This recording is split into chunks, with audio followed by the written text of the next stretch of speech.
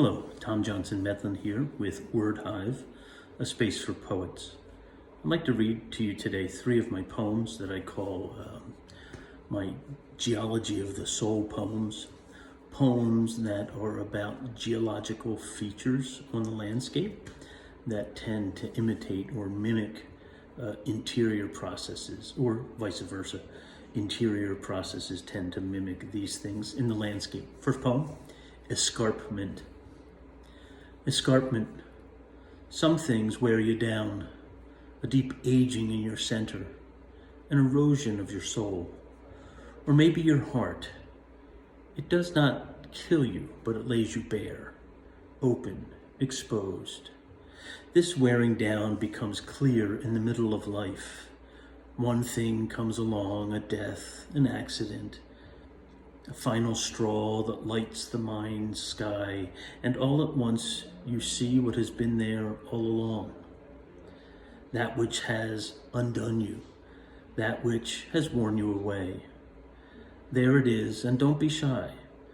It goes against your earliest hopes, your youthful ideals, and your grandest theories. There it is, a piece of you, one that was left exposed, as if it were something new.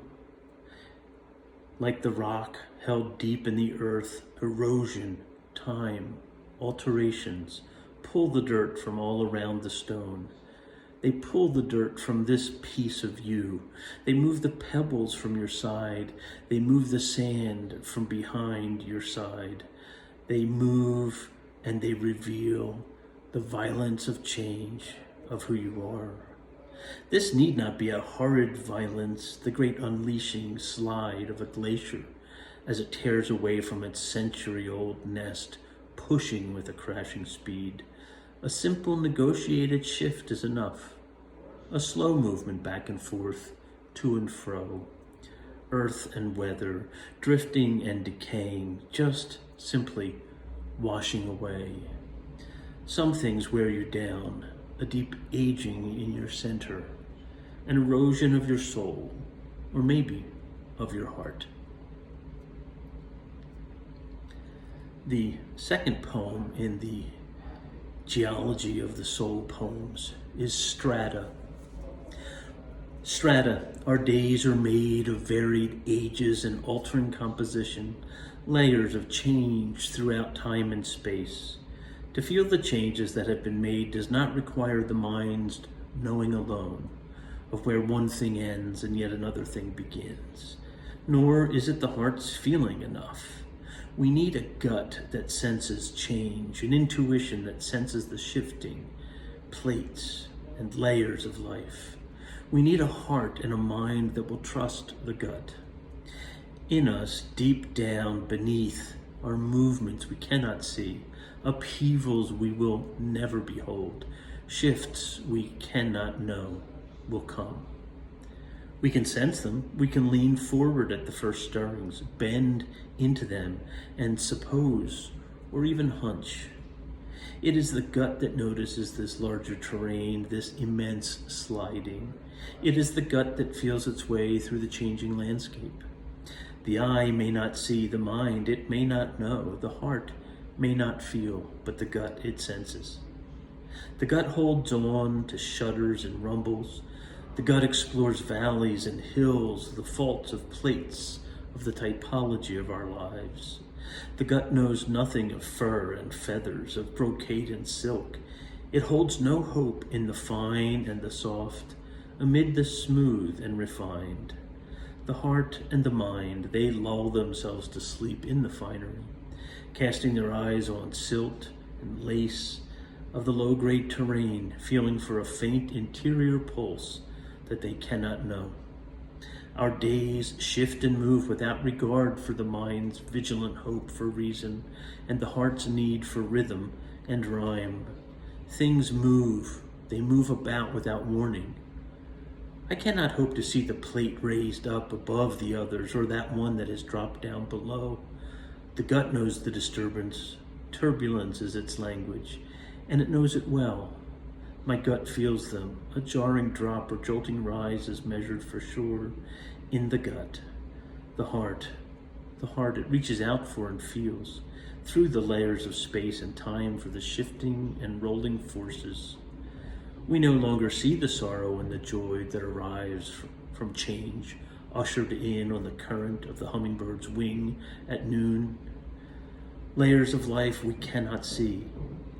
We are piles of layers within the twist of time and the stretch of space, the spray of the wave and the stir in the air. We hold on amid our lack of ingenuity. We dream on despite our innocence of any true power, sensing only the dark, feeling only the layers of our piled past. We hope against hell that our heart and our mind have listened well and found what is true and is sure what the gut has to offer. And the third and final poem from the Geology of the Soul series is Alluvial Fans. Alluvial fans. Fans spread out at the base of the hills, the base of our days, escaping debris deposited over time. The force, always down, hauls all sorts of silt, from the face of the highlands to the foot of the lowlands. Down, always down, falls all that has died, all that has decayed and lost its grip. It falls and is washed away. Are the things we love really lost, or are they moved down, always down, away to the pit of our own erosion? Those pieces that have washed away our youth, our trust, our freedom to be naive, are they gone or simply out of sight, reaching out from the basin of our days? The nutrients and the minerals from the mountains seed the basin in a downward rush. The mountains and the hills are laid low, a time-cast collaboration of the prophet and erosion. Everything is leveled. Fingers of the mountain stretch out, hoping to pull her along to the earth, to widen her presence along the surface. We grow like this. All that runs off of us produces chains and foothills. Our life touches another by the buildup of silt and alluvial wear. It moves away from our core. Then, lifetimes later, the foothills of our days spawn foothills and are themselves carried away. All things become one as the work of time spreads out the mountains, bringing them all to the ground, to the earth from which they came, the mountains and the hills laid low.